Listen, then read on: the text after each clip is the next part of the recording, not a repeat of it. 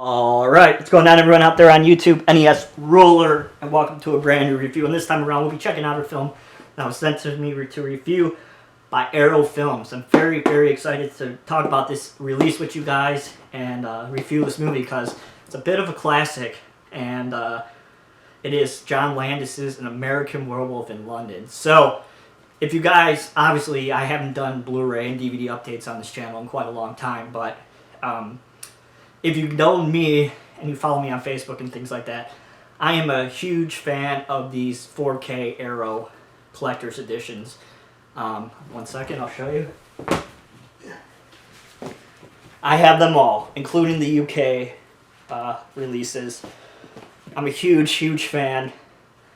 Hopefully they're all in the frame. I'm a huge fan of the Arrow 4K collector's editions. They're kind of my new thing to collect whenever they come out. So when Arrow was nice enough to offer to send me this to review for you guys, I was very, very pumped because, like I said, I'm a huge fan of these editions. They're all very nice. We'll get into the packaging in a little bit. But what can be said about John Landis's An American Werewolf in London? This movie is it has really great moments, and I feel like this movie is loved by a lot of people, and I still think it's a really great, fantastic movie, but it's not one of my favorites like it is with some people.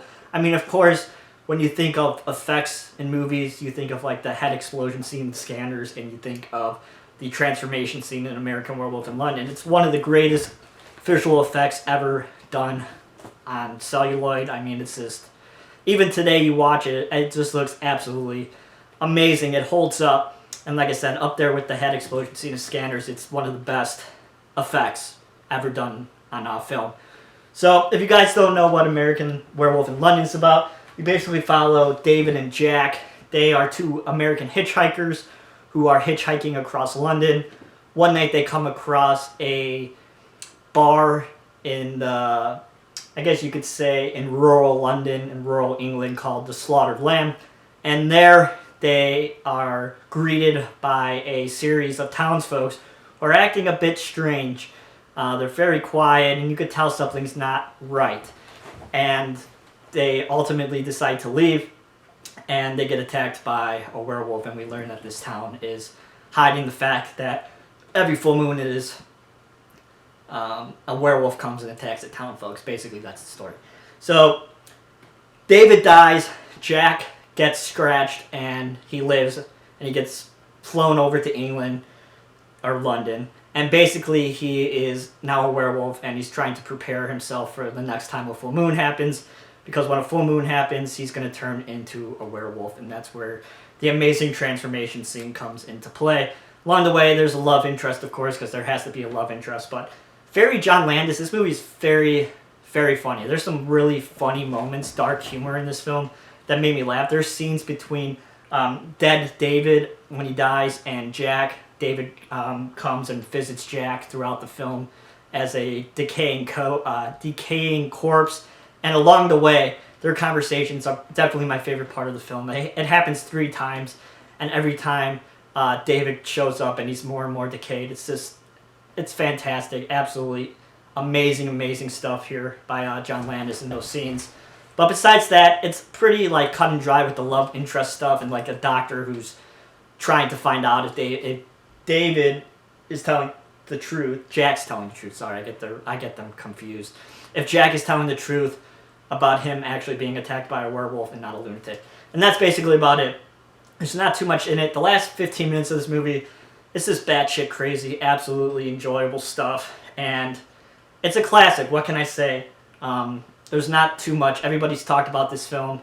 You know, it's definitely one of the, most appreciated horror movies, at least in the top 250 that ever came out. And to have a nice edition from Arrow is very nice. The transfer, it gets better as the film goes on. I feel like the first reel of this movie probably wasn't taken care of the best compared to the rest of the film because it's quite muddy and the colors aren't the best. But like I said, as the film goes on, it gets better. You got HDR and you got Dolby Vision present in this, so you know you're going to get at least an uptick in quality compared to the Blu-ray.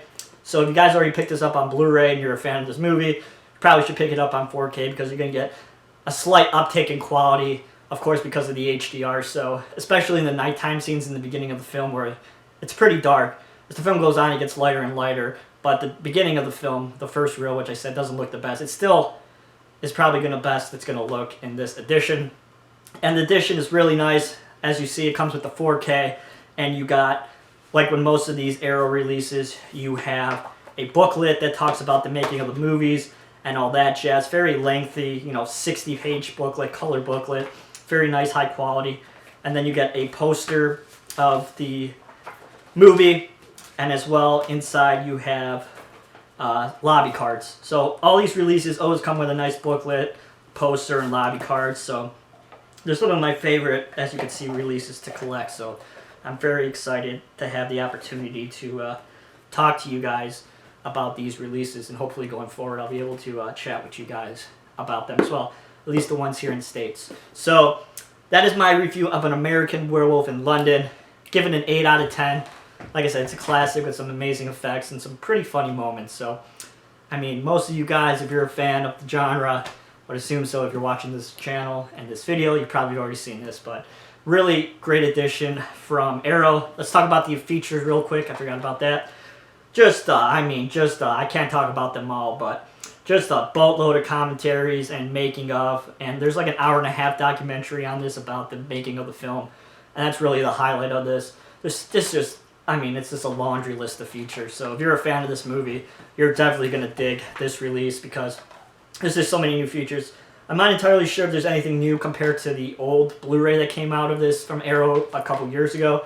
But there's just, if you don't have this yet, there's just so many features on this. So that should do it, everybody. Thank you for watching. That is my review of John Landis's, let me get this back in, John Landis's American Werewolf in London. If you like this review, please give it a thumbs up. As always, follow me on Twitter at twitter.com/NESRuler22.